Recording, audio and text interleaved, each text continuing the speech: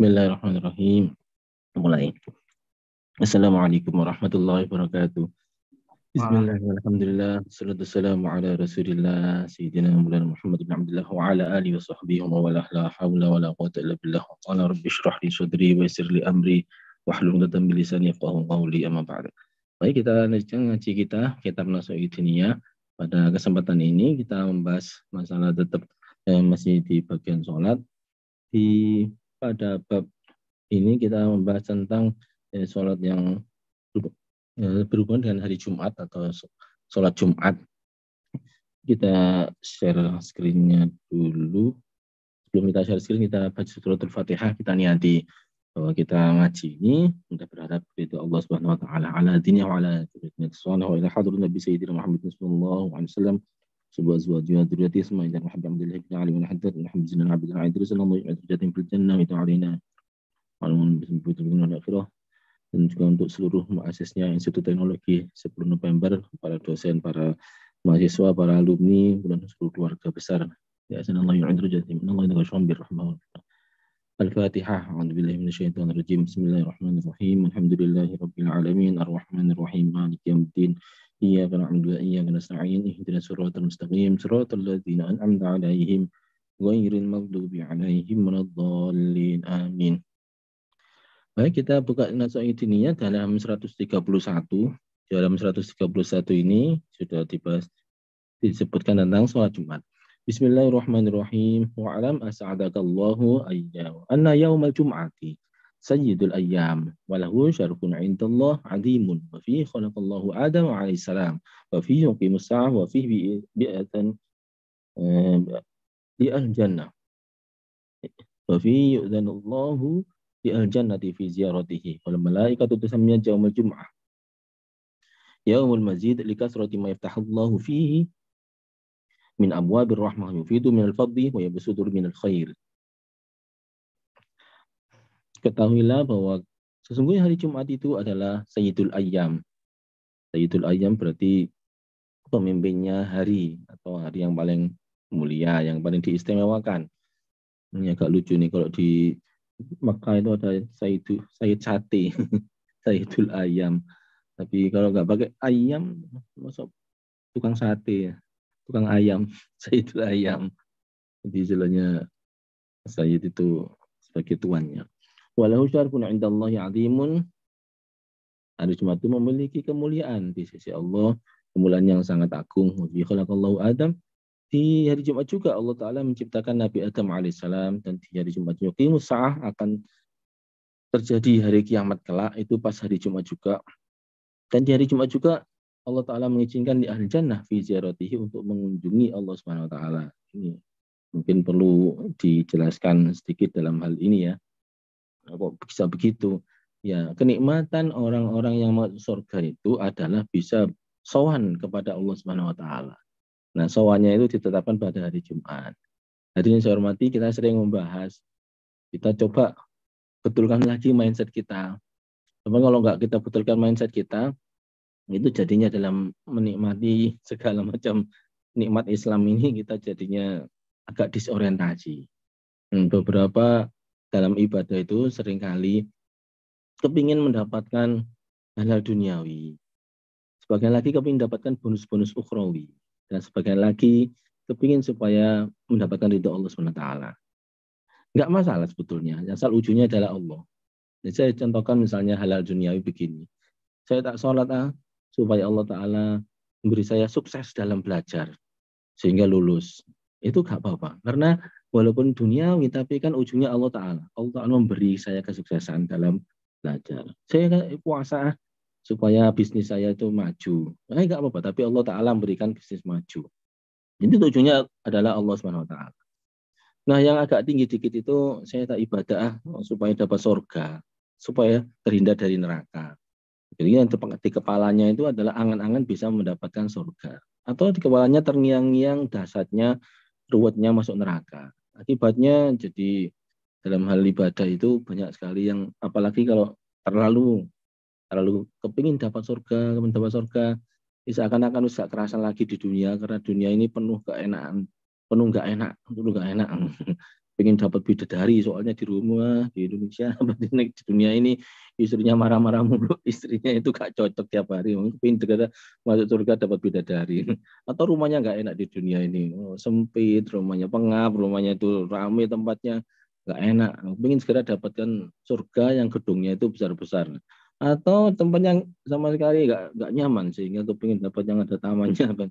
Ini kadang-kadang masih terbersit di dalam ceramah-ceramah itu. Wah, tapi nanti di surga kamu akan bisa mendapat makanan enak. Soalnya di dunia rupanya nggak terlalu makan enak. Makanannya itu nggak enak. Sehingga yang dipikirkan, ya caranya makan yang enak.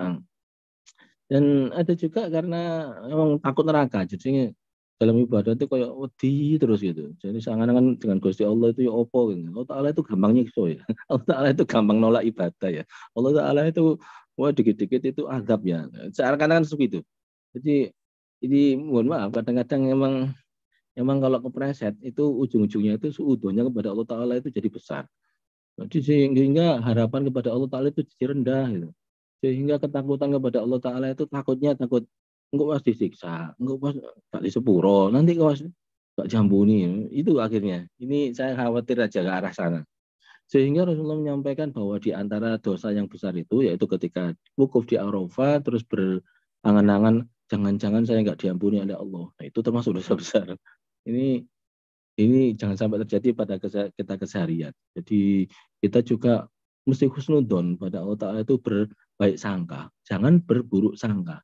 Jangan-jangan saya nggak diampuni. Jangan-jangan nanti saya masuk neraka. Nah, itu jangan-jangan yang seperti itu bisa jadi karena terngiang-ngiang takutnya, dahsyatnya, kengeriannya neraka. Sehingga berdoanya itu banyak-banyak supaya tidak masuk neraka. Nah, ini si opo nggak apa-apa, kita ya makin ada benar makin ada benar, mudah-mudahan terhindar dari neraka, tapi nggak usah terlalu sampai full di situ sehingga seakan-akan memang kita itu terancam neraka, sehingga kalau mati pasti masuk neraka. Nggak usah ke arah sana.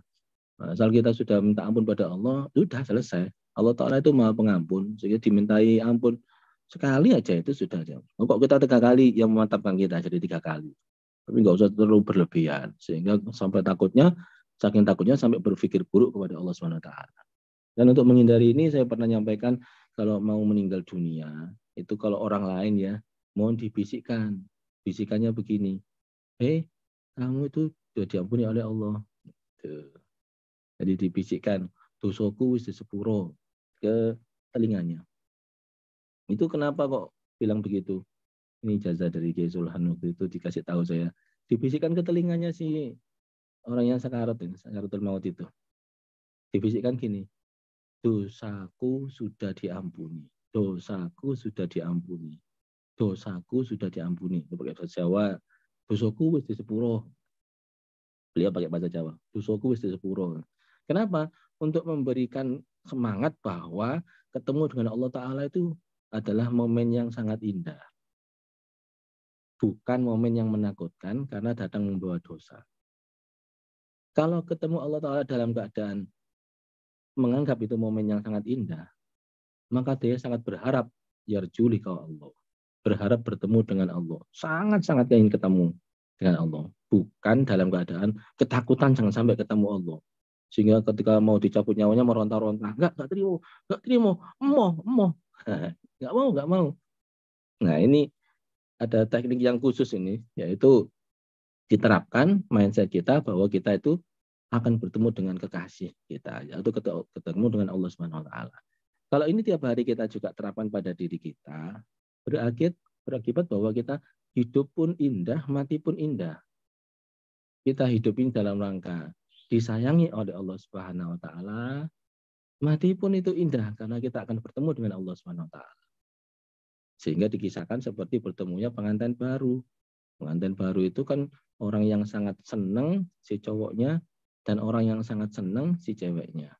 Jadi pengantin putra, pengantin putri itu sudah lama mengidam-idamkan ingin bisa berduaan bertemu.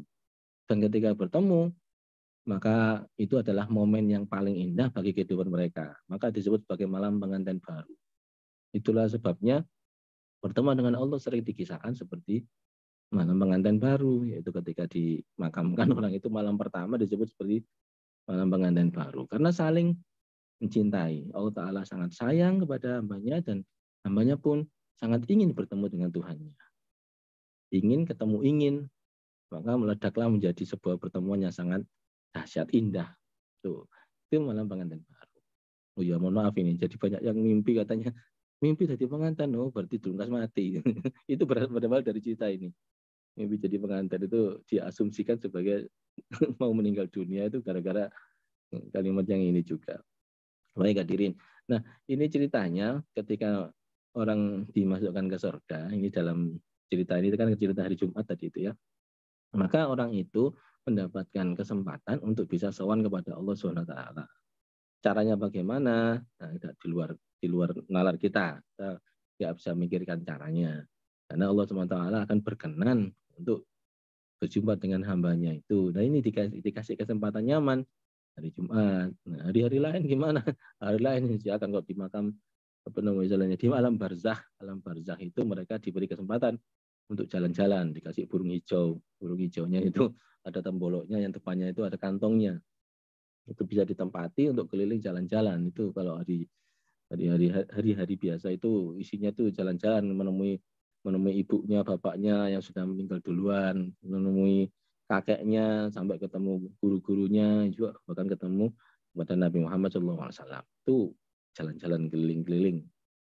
Nah, di depan itu ketika di alam barzah menggunakan burung ya, burung hijau istilahnya itu di dalam hadisnya. Kalau di surga dikasih kendaraan buruk itu bisa juga ke sana kemari. Ya, tapi ini tadi nikmat yang paling indah itu apa? Nikmat ketemu dengan Allah Subhanahu wa taala. Karena orientasinya adalah orientasi kepingin sekali ketemu dengan Allah Subhanahu wa taala. Itulah sebabnya mungkin bagi orang-orang yang masuk surga itu pertanyaan pertama ini, mana ketemu Allah ini? Mana ketemu Allah ini? Karena orientasinya ke sana kepingin ketemu Allah. Ya, saya ambil contoh paling gampang ini kalau orang pergi haji ini. Begitu sampai di pondokan ya langsung berangkat ke mana? Ke Masjidil Haram, langsung tawaf. Kok disik toh iki? Noto sih koper sini dimasukkan dulu. Nah, itu saking kepinginnya udah ketemu. Ini hal yang sama terjadi karena tadi disebutkan ya orientasinya tadi kalau sekedar duniawi aja walaupun itu sah. Kenapa? Karena Allah Ta'ala yang akan memberikan duniawi itu. Ukhrawi pun demikian ya sah. Tapi mindset kita, mari kita geser dikit untuk ridhonya Allah SWT. Senangnya kita kepada Allah SWT. Suka apa wes? Sehingga kita kan menyenangkan orang lain itu menyenangkan dalam rangka mencari ridho Allah, menyenangkan Allah. Contohnya, ya mungkin menyenangkan istri itu termasuk bagian dari menyenangkan Allah. Iya harus. Menyenangkan anak itu termasuk bagian menyenangkan Allah Subhanahu wa taala. Perintahnya begitu. Ya. Dan walaupun di sisi lain kita memang senang, ya. Senang tapi juga itu menyenangkan Allah Subhanahu wa taala. Sehingga beberapa orang yang mengatakan aku iki apian nek diapii. Nah, ini sehingga itu bisa terpatahkan kalimat itu. Aku iki apian nek diapii. Saya ini baikan kalau dibaiki. Kalau nggak dibaiki, kalau nggak dibaiki seperti gini Pak, semua nggak mau baikan. Nah, ini jadinya seperti transaksi. Kalau ada dibayar, kalau nggak ada nggak dibayar. Tapi transaksi. Tapi kalau ini tadi enggak. Dengan tetangga mungkin tadinya dia sudah baik, tapi karena tetangganya mulai kurang ajar, maka dia mulai nggak baik. Kenapa aku nggak baik? Ya karena nggak dibaiki. Satu saat ini salah satu imam madhab kita ya, itu diundang oleh tetangganya. Memang tetangganya niat ngeprank dia. Pranknya begini, dia diundang ke rumahnya karena beliau adalah orang yang punya orientasi itu tadi Allah Ta'ala mindsetnya. Kita langsung datang. Sampai di rumahnya orang itu dia bilang enggak jadi Pak acaranya. Pulang lagi beliau. Dapat berapa saat kemudian diundang lagi. Karena diundang ya beliau datang. Di prank itu. Sampai di rumahnya maaf enggak jadi lagi. Pulang lagi. Terus diundang lagi. Sampai 3 kali diundang kayak gitu. Beliau itu ya santai aja. Datang tuh. Enggak jadi ya pulang. Ditanyain. Zaman saya prank gini kok nggak marah, kenapa Pak Kiai? Gini, yang ngundang kan memang kamu ya, tapi yang di mindset saya itu ini adalah perintah Allah. Yang ngundang berarti Allah Subhanahu wa taala, bukan kamu yang ngundang. Jadi saya memandangnya bukan memandang kamu, memandang Allah taala. Ini karena tetangga itu punya hak yang sangat besar kepada diri kita dan kita juga melakukannya itu lillahi taala untuk Allah Subhanahu wa taala. Ini juga bisa menyamankan kita, bisa membuat kita jadi lebih berprestasi ketika kita melakukan ini. Saya ambil contoh ya, mohon maaf ini di pekerjaan kita itu banyak yang pimpinannya atau perusahaannya atau kantornya atau instansinya itu kalau bayar itu kan pelit. Jadi mestinya dibayar tinggi tapi dibayar rendah. Kenapa? Karena aturannya begitu, Pak. Itu paten kok bisa tinggi? Ini nggak bisa. Iya, aturannya begitu. Nah, itu contoh. Ini bukan curhat ini. Saya kayak curhat. Loh, tapi kalau misalnya kita menginginkan bahwa kita jadi orang yang berkontribusi kepada Islam, berkontribusi kepada dunia, kita kontribusi kepada kemanusiaan. Lillahi ta'ala, untuk Allah Subhanahu wa ta'ala. Karena disuruh Allah seperti itu jadi nggak kepikiran. Tapi kalau kita mulai mengkonversi, tenagaku segini, kontribusiku segitu, terus usahaku sampai segini. Nah, kayaknya ini timbal baliknya jauh ini, nggak bisa begitu ini. Ya, ini mulai kita mikir bahwa tentang timbal balik itu harus padan. Apa al ujroh bi qadril masyaqqah itu istilahnya. Ongkos itu berbanding dengan tingkat kesulitannya atau kepayahannya. Nah, ini sudah payah banget tapi kok ujrohnya, ongkosnya, biayanya kok sedikit banget. Lagi-lagi kita mesti menata mindset kita. Mencari duniawi, mencari ukhrawi, ini mencari ridho Allah ini. Ini nggak bisa, nggak, memang kita harus kerjakan karena ini hal darurat, karena ini hal sangat krusial, sehingga harus kita, nggak ada lain. Nah, kalau sudah kayak begini, alhamdulillah nanti semangatnya itu muncul sendiri. Alhamdulillah nanti ada power tenaga yang tidak kita duga. Alhamdulillah nanti ada keadaan yang bahkan min haitsu la yahtasib. Itu yang janjinya Allah itu di Al-Qur'an. Wa man yatawakkal 'ala Allah fahuwa hasbuh. Barang siapa memasrahkan ini kepada Allah, dipasrahkan aja. Terus Gusti Allah yang ngatur ini. Fahuwa hasbuh, nanti diatur, dicukupi. Ada wa yarzuquhu min haitsu la yahtasib, may yattaqillah yaj'al lahu makhraja wa yarzuquhu min haitsu la yahtasib. Udah dikasih makhraja, makhraja itu jalan keluar, solusi. Kemudian dia rezeki yang di luar dugaan. Haitsu la yahtasib itu ada yang yahtasib kan yang diduga, yang diperhitungkan. Kalau min haitsu la yahtasib itu yang tak diperhitungkan. Sehingga yang seperti ini seringkali datang tanpa diduga. Dan itu akan membuat kita jadi makin bersyukur kepada Allah Subhanahu wa taala. Ini saya tunjukkan mindset ini supaya kita semua dalam beraktivitas, baik aktivitas duniawi maupun aktivitas ukhrawi, gak bingung golek balasan aja, gak bingung mikirin reward aja. Soalnya kalau reward itu sampai nggak datang, kita akan kepikiran. Padahal reward itu sesungguhnya haknya Allah untuk memberi. Oh, kan saya sudah sholat, Pak. Sholat kita khusyuk. Beneran khusyuk? Ya nggak 100% ya, Pak. Beneran nggak 100%? Ya cuma 10% sih. Beneran cuma 10%. Itu akhirnya, oh iya, nggak khusyuk, iya. Terus sholatnya sendiri benar sah. Tadi waktu wudhu gimana tadi airnya? Rata nggak sampai ke siku? Rata nggak sampai ke kaki? Kagak di wajah itu. Iya, dia nggak rata, berarti nggak sah. Itu wudhunya. Kalau nggak sah wudhunya nggak sah sholatnya. Tapi terus berharap reward dari Allah Ta'ala tentang sholat itu. Ya rada kemelinti. Kemelinti itu apa? Kemelinti itu sok ya. Itu sok. Padahal sebetulnya nggak sah-sah amat. Puasa begitu juga. Benar, mulai pagi nggak ngerasain orang. Iya ya. Tadi kayaknya ada yang ngajak ngomong tuh saya manduk-manduk. Ya walaupun nggak ngomong tapi manduk-manduk, ngangguk-ngangguk. Kok doa itu jadi yo rasanya. Tapi sudah kok bukan benar kamu nggak pakai pengumuman. Nggak pernah diumumkan. Benar waktu tanyain tadi itu nggak bilang bahwa itu saya. Iya sih agak-agak ngomong. Sampai lu gak gelem nyumbang sih masjidmu itu loh dibangun. Namun kok diem aja nggak mau nyambung. Nggak mau nyumbang apapun. Mas, cuman kita foto 1.000 biji numpuk di depan itu. Iya, itu wekku. Wah, mulai jebol. Sebetulnya sih beberapa poin ketika ibadah itu seringkali kita meleset. Karena itu kalau kita berharap pahala dari ibadah kita itu sebetulnya ya terlalu berlebihan. Karena itu satu-satunya jalan ya matur pada Allah ya segini-gininya ini ibadah saya ya mohon diterima ya Allah. Dan ini ya rahmat engkau lah yang kami harapkan, bukan karena ibadahku. Sehingga kalau dijadikan sebagai syarat untuk masuk surga nanti, ya mohon maaf ini ya segini-gininya.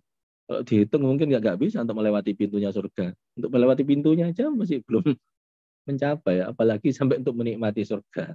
Dan karena itu hal tentang surga ini kita pasrah rahmatnya Allah saja. Saya masuk surganya itu karena rahmatnya Allah saja. Demikian ya Allah. Dan kalau misalnya dimasukkan neraka pun ya karena rahmatnya Allah. Itu terbaik karena udah ditempatkan oleh Allah di sini, di situ, di sana itu karena planningnya Allah Subhanahu wa taala. Ya, memang untuk berat ngomong kayak gitu tapi ya dalam satu riwayat disebutkan katanya ada orang yang masuk surga, maaf ya, sebelum masuk neraka dulu. Dia masuk neraka terus ditanya dipanggil oleh Allah. Sini. Ya, ya apa masuk neraka? Dikepuin. Oh, ya balik sana neraka. Baik ya Allah, langsung lari. Kenapa kamu kok lari? Ya kan dulu waktu di dunia saya kalau engkau perintah itu nggak bersegera melaksanakannya. Hari ini saya diperintah oleh engkau, sana masuk neraka lagi. Itu kan perintah dari engkau. Jadi saya akan laksanakan sekuat tenaga. Maka dia lari masuk nerakanya. Ingin segera masuk neraka. Karena diperintah oleh Allah. Nah, ini jaga oleh Allah Ta'ala manut, menurut. Ya, sudah pindah ke surga. Ini karena ada kepasrahan yang sangat kuat kepada Allah Subhanahu wa taala. Baik, ini tadi saya tunjukkan ini karena dalam hal berkunjung atau bertemu dengan Allah Subhanahu wa taala itu adalah hal yang sangat indah, momen yang sangat indah bagi seorang hamba. Karena itu saya ingin memodelkan dulu bahwa sholat kita ini hubungannya dengan sholat tadi kan ya, masih dalam satu bab, betul-betul suatu momen untuk matur kepada Allah Subhanahu wa taala. Ketika kita mulai Allahu Akbar itu, sebelum Allahu Akbar pun mulai ditata. Pengkondisian itu penting ya. Kalau nggak pengkondisian apa-apa langsung jebret, itu kaget. Ya, organ-organ badan kita termasuk yang dohir maupun yang batin ini seringkali kaget karena itu perlu dikondisikan. Ya, pujian-pujian dilanggar musola itu termasuk pengkondisian sebetulnya itu. Ya, termasuk juga kalau mau ngaji itu ada salawat-salawatnya itu ya termasuk pengkondisian.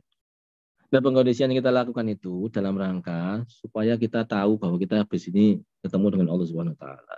Ya tentu saja dengan segala kemampuan kita yang diberikan oleh Allah taala, nggak bisa kita melihat kepada Allah. Jadi ta'budallah ka'annaka tarahu. Ini ihsan seperti itu. Dia beribadah kepada Allah seakan-akan melihat kepada Allah. Cuma seakan-akan aja. Seakan-akan bertemu berhadapan dengan Allah taala. Fa innahu yaraka. Dan kalau kau memang tidak bisa melihat Allah, memang nggak bisa. Fa innahu yaraka, ketahuilah bahwa sesungguhnya Allah sedang melihat. Lisanu anta abdullah ka'anna katarahu fa illam takun tarahu fa innahu yaraka. Sesungguhnya Allah Ta'ala melihat engkau, sedang melihat engkau. Karena itu ketika sholat kita betul-betul menyampaikan ketertundukan kita pada Allah. Kalau sudah begini kita akan merasa nyaman ketika di dalam sholat itu. Bisa matur langsung kepada Allah SWT. Kok bisa nyaman begitu? Ya nyaman atau senang. Karena kita ketemu dengan zat yang memiliki diri kita dan memiliki seluruh makhluk di alam dunia ini. Seluruh alam. Kalau begitu, dalam kondisi yang seperti itu kita masuk dalam kondisi masa terindah kita. Nah, kalau sudah begitu kita jangan mempersoalkan lagi reward. Karena itu nanti akan jadi bumerang. Kalau enggak keturutan nanti, wah ini gak cocok ini, nggak usah berhenti aja. Nah ini problem kita karena memikirkan terlalu dalam reward. Reward itu nanti dikasih gitu aja, tapi nggak usah taman minta. Ibarat kalau datang ke rumah orang punya hajatan itu, kalau udah disuruh duduk aja ikut. Kita langsung aja ikut. Nanti kalau udah selesai lah pulang dikasih berkat masing-masing orang. Enggak usah sama teriak-teriak, Pak. Apa sih? Berkat untuk saya jangan lupa ya. Tapi saya duduk di sini loh. Ini berkatnya jangan lupa. Enggak usah begitu. Saru. Kenapa begitu? Karena sudah pasti nanti duduk itu sudah dihitung jumlahnya. Dan itu nanti kalau pulang kan diberi berkat masing-masing satu orang. Satu. Jadi kita nggak usah mikir terlalu dalam, ini ibadah ini berapa jumlahnya, pahalanya ya sekian-sekian. Karena kalau terlalu memikir itu, seringkali kita meninggalkan yang lain yang penting demi pahala itu. Saya masih ingat pernah anak saya lagi sakit, ini lagi berada di luar negeri. Ini. Saya mau berangkat ke rumah sakit sekarang juga karena ditelepon oleh gurunya. Ini anaknya sakit nih. Waduh, harus segera dijemput ini. Harus ditengok. Sakitnya sakit Pak. Ya, nangis-nangis ya, sakit. Saya mau berangkat itu ternyata nggak ada kendaraan. Itu kan jauh sekali sekolahnya itu ya, di Surabaya ke Gresik itu agak luar kota dikit. Ternyata nggak ada satupun orang yang mau bersedia. Kenapa? Kan hari itu Jumat, sebentar lagi ya Jumatan.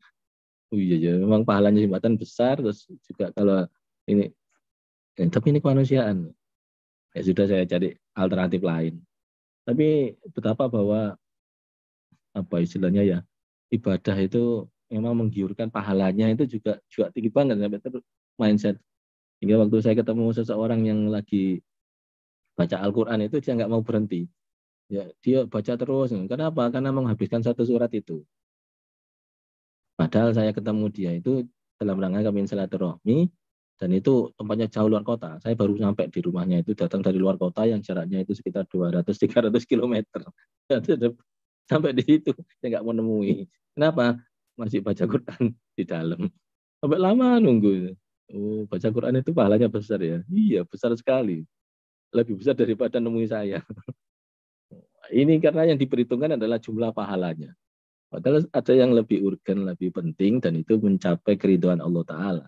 Ini tamu kan, wali krim doifah. Tamu harus dimuliakan. Dan itu ukurannya apa? Keimanan. Bangga yu'minu billahi wal yaumil akhir fal yukrim doifah. Nek kamu mengaku iman pada Allah, iman pada hari akhir, itu loh tamu. Itu kamu muliakan dulu. Ya ini karena kita berorientasi pada pahala reward tadi, akhirnya luput dari keridhaannya Allah ini. Yang dicari bukan ridhonya Allah, yang dicari adalah pahala yang banyak. Padahal pahala yang banyak itu tadi disebutkan tadi belum tentu juga dia segitu dapatnya. Karena kesempurnaan yang lain juga pasti akan diperhitungkan.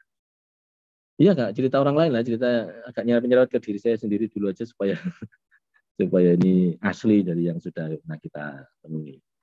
Nah, ini saya tegaskan lagi penting ini karena ketika kita sedang sholat tuh seringkali banyak orang mempersoalkan untuk apa kita sholat kalau nggak diterima oleh Allah. Nah itu persoalan yang gawat itu.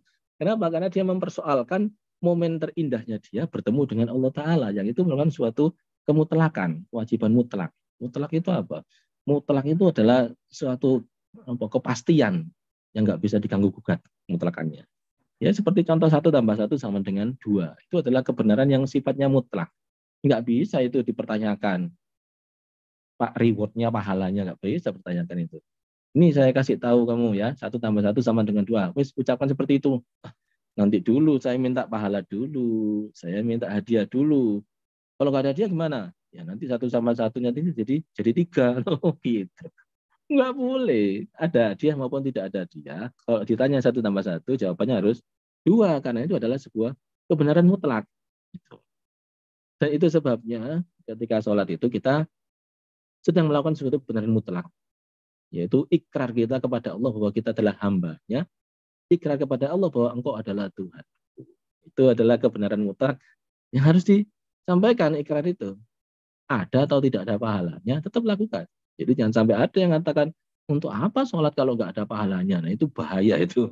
Mempersoalkan suatu kebenaran mutlak di hadapan Allah karena masalah balasan. Nah, semua yang seperti itu, ya kalau saya sebutnya tidak pantas gitu, tidak pantas. Karena itu yang kita maturkan kepada Allah SWT adalah ikrar kita. Maka ketika bilang la ilaha illallah pun enteng. La ilaha illallah. Saya ikrar bahwa tidak ada Tuhan selain Allah. Itu enteng nanti. Kalau dihitung jumlahnya 100 kali, ya gak apa-apa sih hitung. Memang ada dasarnya menghitung 100 kali itu. Suka tutup-tutup ini. Baru 35. La ilaha illallah 36. La ilaha illallah 37. Jadi berharap-harap supaya la ilaha illallah cepat yang ke 99 terus la ilaha illallah terakhir 100. Nah, la ilaha illallah Muhammad Rasulullah SAW. Jadi terpaksa ya. Terpaksa. Ngitungnya itu seperti itu. Subhanallah pun begitu, 33 subhanallah, subhanallah, subhanallah. Aku ini cepet-cepetan, bendang tutup 33. Subhanallah, subhanallah, subhanallah, subhanallah, dah 33. Alhamdulillah, alhamdulillah kok jadi delam. Tapi ya itu karena kepingin dang selesai 33-nya tadi. Target jumlah 33 tercapai. Padahal di saat antara alhamdulillah dengan alhamdulillah itu ada sebuah kebanggaan, kebahagiaan kita yang kita maturkan kepada Allah bahwa kita itu matur nuwun sekali, sangat matur nuwun telah diberikan nikmat segini besarnya. Alhamdulillah, alhamdulillah, alhamdulillah.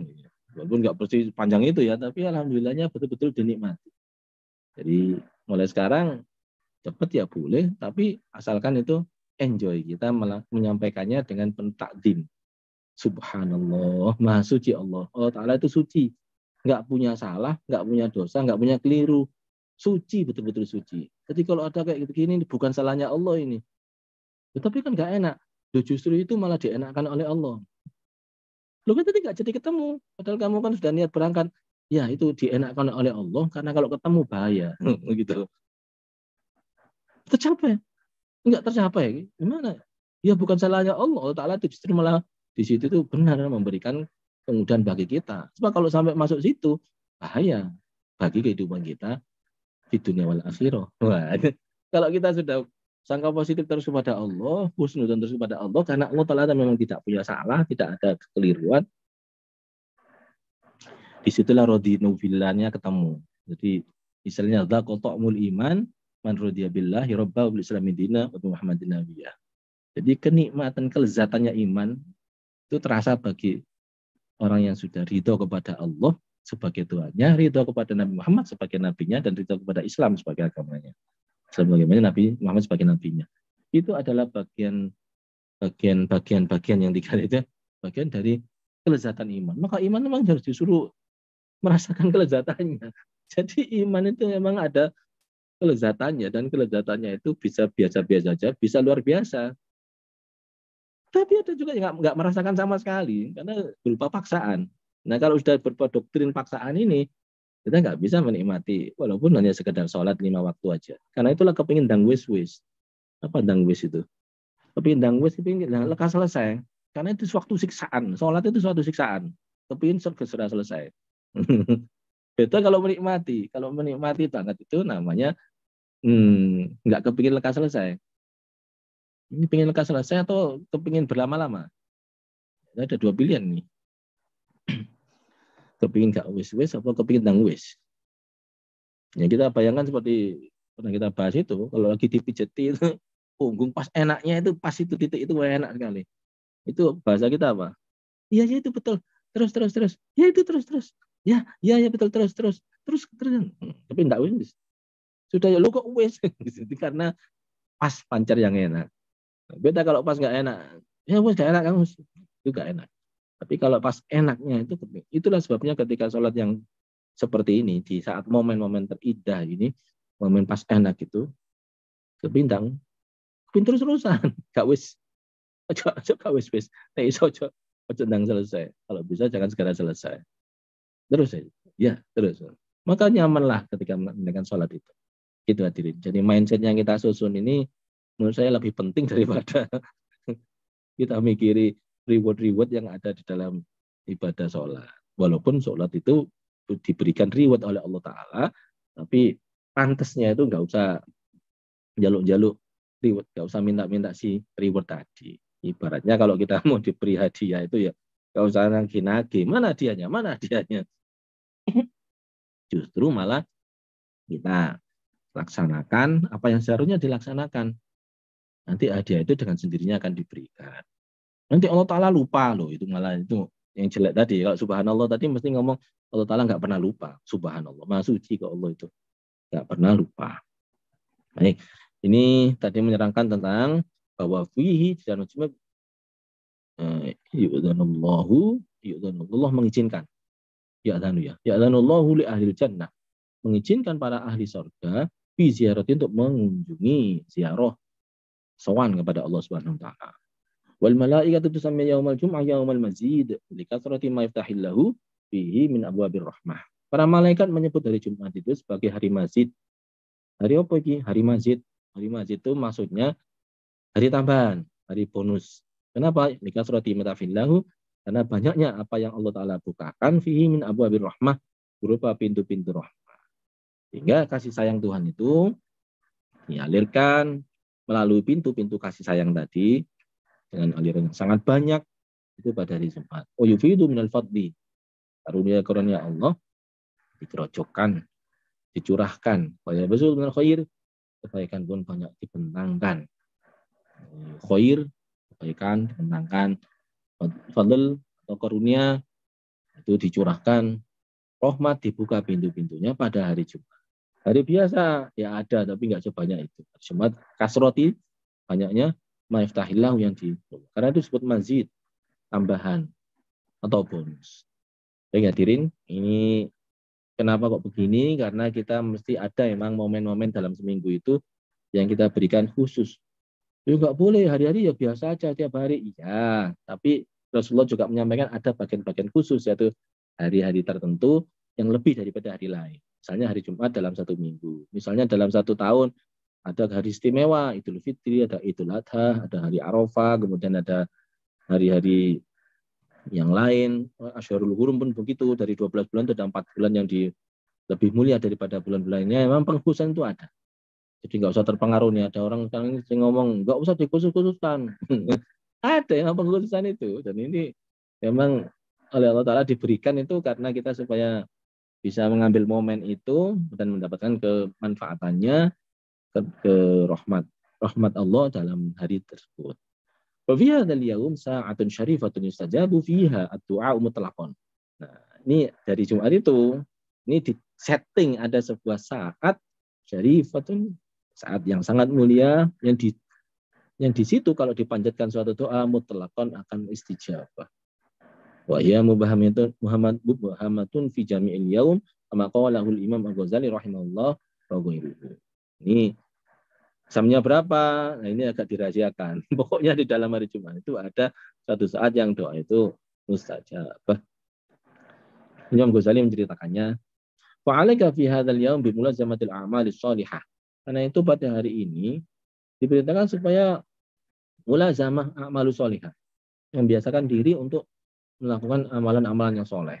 Wal wadhaifud diniyah, dan aktivitas diniyah, keagamaan. Wala taj'alaka syughlan bi ghairiha illa yakuna syughlan daruriyan la budda minhu.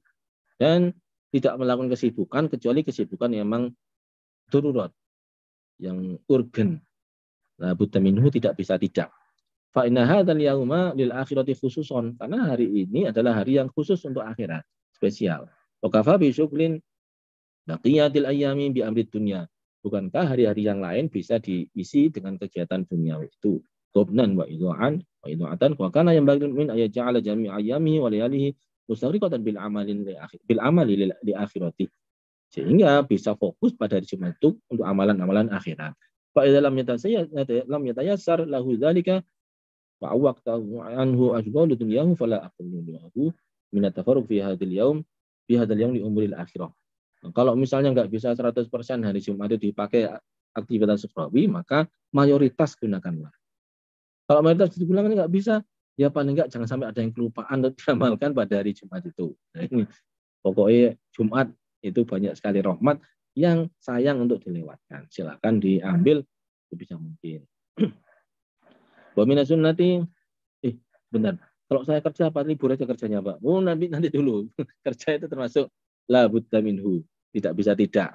Termasuk apalagi kalau punya tugas dorurian, yang tugas itu urgen dan yang penting, nggak boleh ditinggal. Demi amalan misalnya, amalan apa ya? Baca surat Al-Kahfi misalnya, sampai akhirnya nggak kerja, oh jangan. Ya tetap dia kerja aja, amalan surat Kahfinya dibaca, kalau nggak bisa 100% ya separuhnya, nggak bisa seperempatnya, nggak bisa 10 ayat aja, gitu. Ini adalah amalan-amalan yang sifatnya sunnah, jangan sampai meninggalkan yang wajib. Itu kadang-kadang ya kurang cocok kalau ada orang yang tugasnya banyak, dicari nggak ketemu, kemana? Lagi sholat duha, Pak. Tua-tua 8 rakaat sampai lama. Berarti 8 rakaat itu duduk-duduk. Aduh, Anda ini meninggalkan kewajiban demi kesunahan. Nah, nggak boleh, nggak boleh. Kewajiban jauh lebih penting. Ini bagi orang yang memang sudah tidak punya kewajiban yang seperti itu. Kalau masih punya kewajiban pekerjaan, apalagi jemput anaknya lagi sekolah, apalagi itu, wah itu penting itu. Bikinkan makanan untuk suaminya, wah itu penting, fadilahnya gede itu. Ini lakukan itu. Ini pas lagi senggangnya maksudnya ya. Lagi senggang, udah selesai, nggak ada kegiatan seperti itu. Kalau yang lain sih, silakan. Wa min sunati, kesunan contohnya itu qiraatu suratul kahfi, membaca surat al-kahfi dari Jumat itu. Wa nisaru min salati ala Nabi sallallahu alaihi wasallam yaumul jum'ah wa lailatuha. Membaca sholawat siang maupun malamnya Jumat, malam Jumat. Fa alaika bidzalika bikuli ila Jum'ah, termasuk pergi sholat Jumat lebih awal. Wa aqallu dzalika antaruha qabla zawal au ma'ahu. Minimal sebelum sebelum adanya Jumat ya, atau pas adanya Jumat itu paling terat. Boleh saya sunat takhiru sholat Jumat hatta yamuntiya nisful waktu au nahwihi. Tidak termasuk sunnah kalau meninggalkan Jumat itu hingga atau datang ke sholat Jumat itu ketika sudah dapat separuh khutbah. Boleh sunat itu antusali awal waktu tuhri kama kana alaihi salatu wasallam yaf'alu dzalik. Nah, sholat Jumat itu jangan diakhirkan tapi disesuaikan dengan sholat duhur. Itu seperti yang dilakukan oleh Rasulullah. Terus surat yang dibaca apakah surat Jumat saja? Ini salah satunya. Nah, surat Kahfi saja ini salah satunya. Ya surat yang lain ada riwayat-riwayat yang lain juga untuk dibaca pada hari Jumat. Termasuk ya surat Tabarok, kemudian surat At-Tufon, dan banyak sekali riwayat-riwayat yang lain yang jumlahnya banyak. Karena itu nggak usah mengecam orang lain. Oh, itu nggak sunnah baca itu. Wadah ada riwayatnya itu. Jangan dikecam. Sampai kalau baca-baca ini, baca ini aja sudah. Tapi nggak usah mengecam orang yang baca lain. Jadi silakan baca Yasin, tetap dibaca Yasinnya. Ini ada gerakan ini. Untuk Jumat tidak perlu baca surat Yasin, baca surat Kahfi saja. Ini gerakan opo? Orang baca Quran dilarang. Ini salah satunya yang disunahkan surat Kahfi. Surat Yasin juga disunahkan. Ada kesunahnya juga surat Yasin itu. Itu memang kenapa kok benci sama surat Yasin? Ada orang ternyata kok benci banget sama surat Yasin. Padahal justru baliknya, Yasin itu sering disebut oleh Rasulullah dalam berbagai hadis keunggulan-keunggulannya. Kan disebut sebagai hatinya Al-Quran. Itu, namanya hati itu adalah bagian sangat penting. Wa kun rahimakallah, wahai sahabat-sahabat, husnul ito'ah wal istima' ilal khutbah wal wa'di. Kalau ada khutbah maupun nasihat, mau didengarkan baik-baik. Wata'adha bima tasamma'uhu, wastash'aru fi nafsika annaka maksudun mukhatibun bidzalika. Tolong camkan pada diri kalian. Nah, disadari bahwa itu adalah ujaran-ujaran untuk diri kalian. Dan itu di khutbah itu memang ditujukan pada kalian. Itu nasihatnya Sayyid Abdullah Haddad begitu. Ya ini tidak tahu ya. Cobanya umat Islam saat ini khutbah Jumat itu kadang-kadang diisi oleh orang-orang yang tidak bertanggung jawab untuk tujuan politiknya dia, tujuan duniawinya dia, ngomongnya itu jadi kasar, ngomongnya itu jadi tidak sesuai dengan aturan agama, bahkan ngomongnya itu seringkali melenceng keluar dari agama, bahkan kata-katanya kadang kata yang kotor. Nah, ini yang ruwet ini pada sholat Jumat nih ya.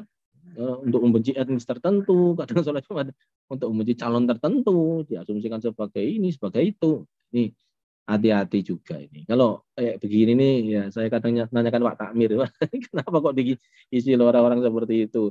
Sehingga kita bukannya dekat dengan Allah Ta'ala, malah dekat dengan duniawi. Menjauhkan kita dari Allah Subhanahu Wa Ta'ala, malah membencikan kita sama-sama Muslim. Hati-hati. Ini terjadi sering ini.